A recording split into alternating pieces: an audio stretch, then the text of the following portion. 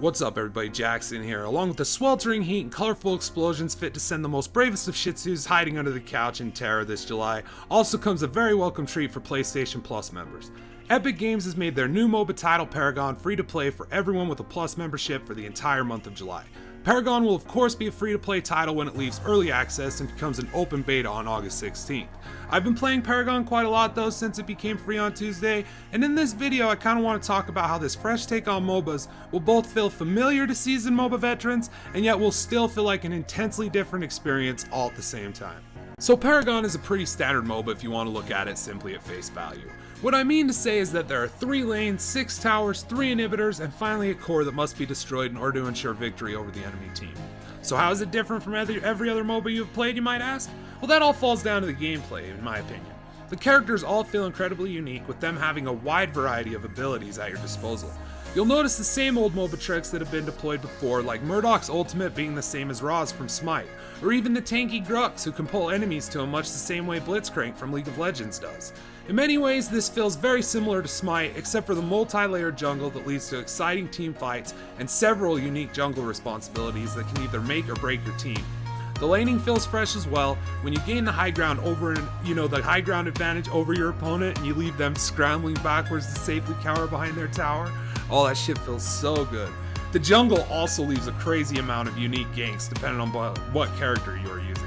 For instance, if you're using Rampage, you could leap from right out of the middle of the jungle, use your ultimate, and then toss your rock stun and rake and break until everything dies. Then there are characters who can stealth and come in at you completely unawares and completely destroy you in the process. As in every MOBA, the main trick is to learn what every character can do so that you can properly evade and counter them when coming face to face against them in open warfare. Another place where Paragon feels different, and in my own personal opinion refreshing, is in the card system, which replaces your standard shop items. You can choose between pre-made decks and even build your own deck to any specific character.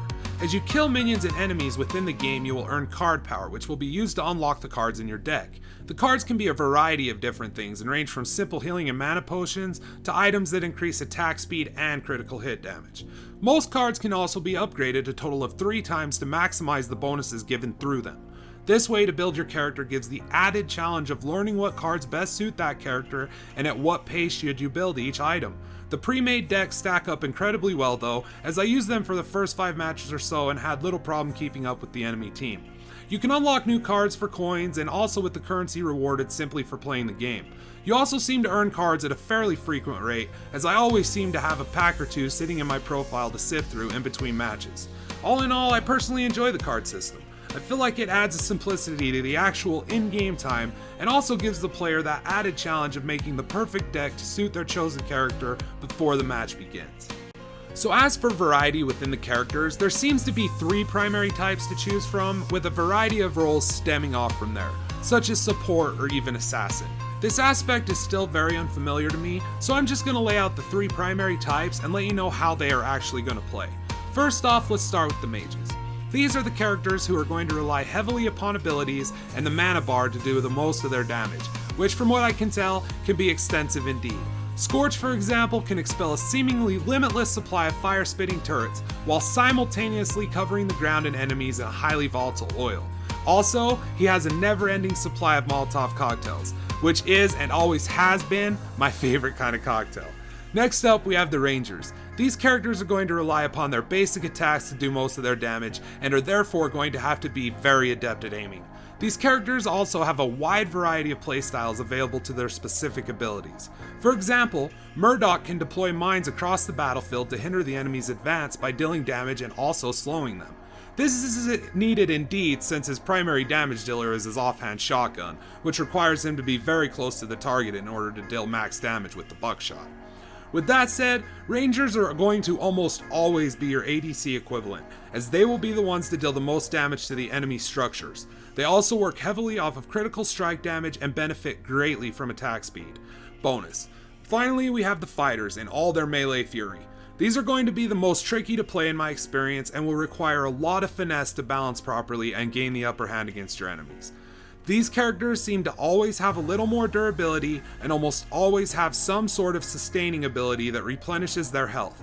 Rampage, for example, will always heal passively while in the jungle, while Fang Mao has a shield that he can pop in the heat of the moment to save him from that final fatal hit and buy him the time needed to make his escape.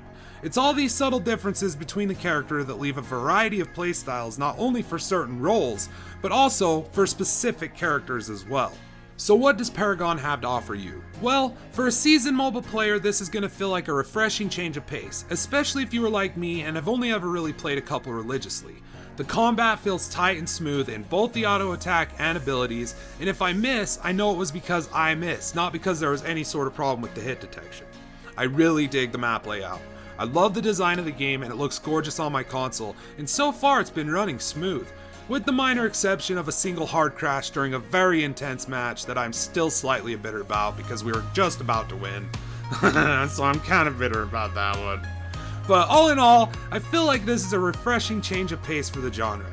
If you're someone who is new to MOBAs and has been looking for an interesting game to pull you in, I think Paragon might be right up there for you. I have some friends who don't really care for Smite at all and haven't really played any other traditional MOBAs, and they are enjoying the absolute shit out of Epic Games' fresh take on the genre. In closing, I just want to add a special thank you to Epic Games. Thank you for making a very entertaining free-to-play game instead of lying to me and making me spend $60 on it. Thanks for knowing that you are going to make plenty enough money from early access and microtransactions within the game that the asking price of $60 isn't needed in order for you to cover your nut. Thank you. Yes, the way this game has been presented feels refreshing indeed. You know, like in an era of games like Battleborn that come out, they fucking tell half-truths, basically say they're not going to have microtransactions within the game, and then they immediately, after a few months after release, they release skins that are exclusive DLC skins, that are the only unique-looking skins in the game, that you can only get with real-life money, you know? In an era of that, here's fucking Paragon and Epic Games. Epic Games says, you know what?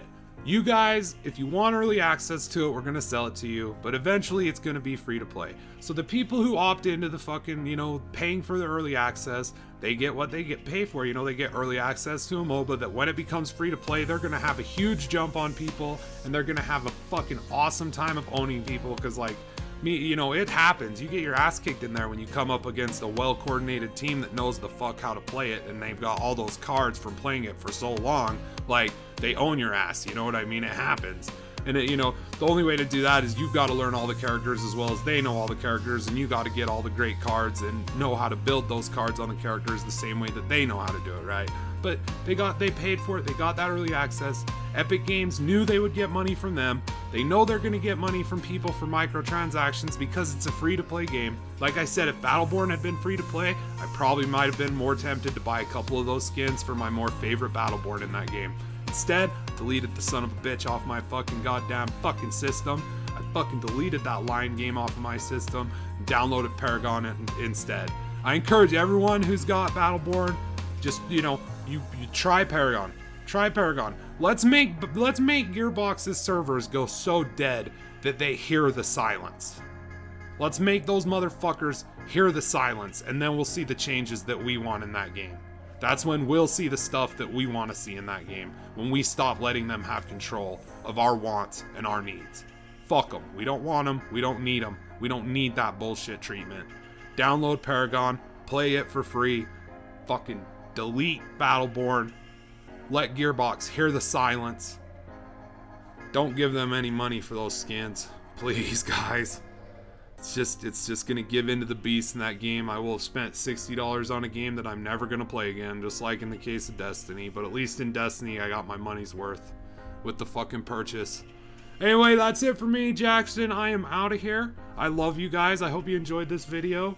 Hope you guys, if you did, you know, show some support. Up-click that son of a bitch. If you hated it, don't be a pussy and walk away. Down-click it, man. Just down-click it. I don't care. Do it. I like it. It's good for my self-esteem. The more people that hate me, the more I love myself, because that means I'm doing something right over here. Anyway, guys, take care of yourselves. Be awesome. Be safe. Be excellent. And till next time, fuck 'em. Fuck 'em all.